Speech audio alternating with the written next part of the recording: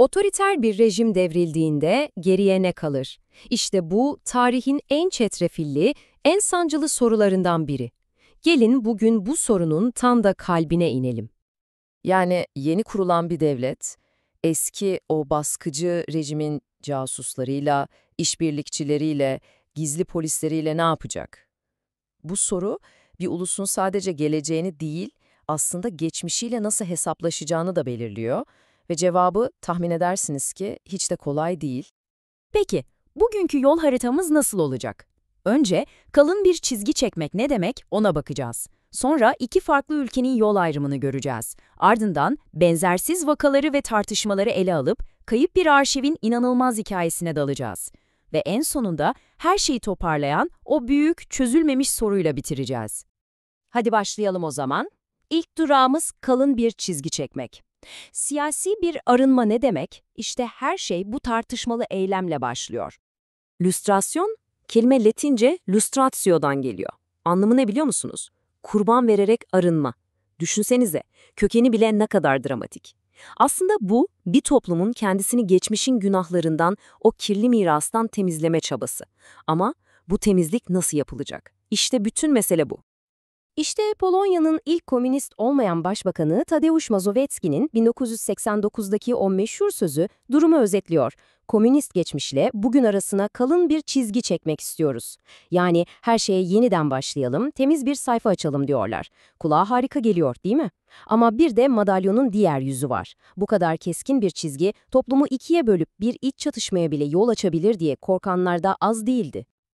Peki bu fikir pratikte nasıl işledi? Gelin iki farklı yoldan giden iki ülkenin hikayesine bakalım. Bir yanda Polonya, diğer yanda Çek Cumhuriyeti. Onların deneyimleri bize çok şey anlatacak. Bu tabloya çok dikkatli bakalım çünkü fark gerçekten de inanılmaz. Bakın, Çek Cumhuriyeti 1991'de yani hemen çok hızlı ve sert bir lüstrasyon uyguluyor.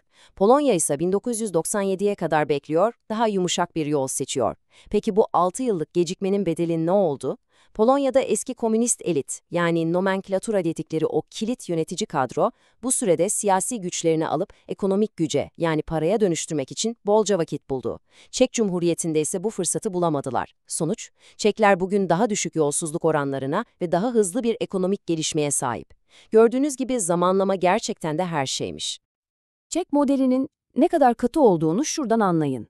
Sadece eski gizli servis işbirlikçileri değil, partinin üst düzey yetkilileri de. Devlet dairelerinden, üniversitelerdeki hocalıklardan, kamu medyasındaki rollerden, hatta okullardaki yöneticilikten bile men edildi.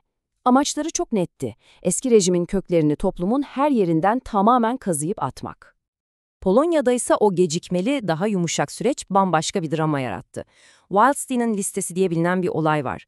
Bir gazeteci tam 240 bin kişilik bir listeyi internete sızdırıyor.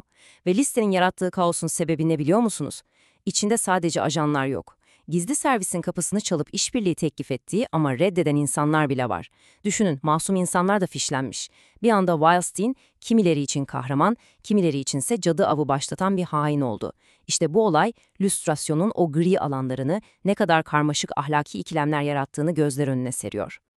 Elbette her ülkenin hikayesi, kendi koşulları bambaşka. Tek bir doğru reçete yok. Şimdi gelin birbirinden çok farklı zorluklarla yüzleşen iki ülkeye daha bakalım, Almanya ve Gürcistan. Almanya'nın durumuysa gerçekten de tek kelimeyle eşsizdi. Şöyle düşünün, iki Almanya birleştiğinde Doğu Almanya'daki rejimin tüm şaibeli yargıçlarını, memurlarını, öğretmenlerini görevden alıp yerlerine kimi koyacaklardı? Cevap hazırdı. Batı Almanya'dan gelen, sicili temiz, tecrübeli profesyonelleri. Bu, başka hiçbir eski Doğu blok ülkesinin sahip olmadığı muazzam bir lükstü.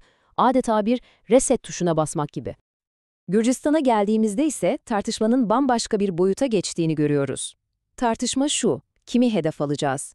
Hukukçu Aka Kiminaşildi diyor ki, komünist dönemi bırakalım, biz daha yakın tarihe, 1990'dan 2003'e kadar ulusal azınlıklara zulmeden yetkililere odaklanalım.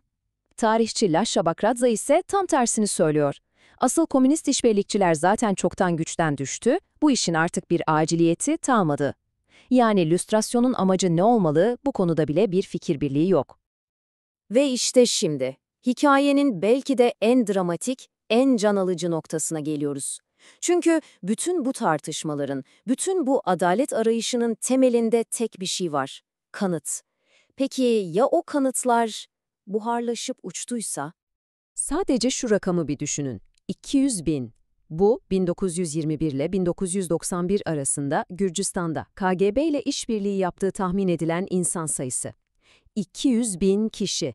Bu ne demek biliyor musunuz? Neredeyse her devlet dairesinde, her fabrikada, hatta her apartmanda bir muhbirin olduğu devasa bir ağdan bahsediyoruz. Peki bu 200 bin kişinin dosyalarına ne oldu? İşte burası tam bir macera filmi gibi. 1990'da ulusal hareket aktivistleri KGB binasını basınca içerideki zeki bir görevli arşiv odasının kapısına "yüksek voltaj, ölüm tehlikesi" yazılı bir tabela asıyor ve dosyaları o an için kurtarıyor. Ama bu geçici bir çözüm oluyor. Kısa süre sonra Moskova'dan emir geliyor, 850 torba dolusu dosya paketlenip Smolensk'e, Rusya'ya gönderiliyor. Bir süre sonra Gürcistan'a iade edilen torba sayısı kaç dersiniz? Sadece 400. Ve içindekiler de daha az önemli, ıvır zıvır belgeler.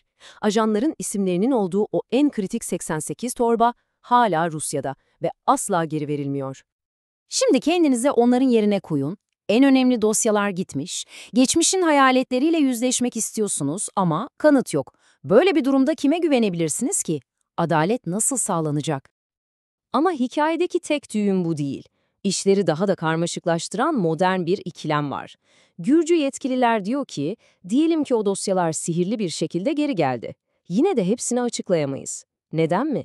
Çünkü o eski KGB ajanlarından bazıları Sovyetler yıkıldıktan sonra Gürcistan'ın yeni güvenlik birimleri tarafından tekrar işe alındı. Yani artık kendi devletleri için çalışıyorlar. Şimdi onların isimlerini açıklarsanız gelecekte kim devlete bilgi vermek, muhbirlik yapmak ister ki? İşte size tam bir ulusal güvenlik çıkmazı. Gördüğünüz gibi konu siyasi ve pratik engellerle dolu. İşte bütün bu çıkmazlar bizi siyasetin ötesine çok daha derin, felsefi bir soruya taşıyor. Bu noktada Alman filozof Karl Jaspers'ın İkinci Dünya Savaşı sonrası yazdığı Suçluluk Sorunu adlı o meşhur denemesini hatırlamakta fayda var. Jaspers, otoriter bir rejimin işlediği suçları anlamak için hala inanılmaz bir rehber. Bize şunu sorar: suç sadece tetiği çekene mi aittir? Yoksa sessiz kalarak, görmezden gelerek o suça ortak olanların da bir payı yok mudur? İşte lüstrasyon tartışması da temelde bu kolektif suç ve sorumluluk sorusuyla boğuşuyor. Ve böylece en başa ama bu sefer daha da derin bir soruya dönüyoruz. Sizi de bu soruyla baş başa bırakmak istiyoruz. Kanıtlar yok olduğunda, geriye sadece insanların kırılgan, çelişkili hatıraları kaldığında bir ulus nasıl ileriye doğru adım atar? Geçmişiyle nasıl barışıp geleceğe umutla bakabilir? İşte bu, lüstrasyonun ve belki de tarihin kendisinin hala cevap aradığı o büyük, o çözülmemiş soru.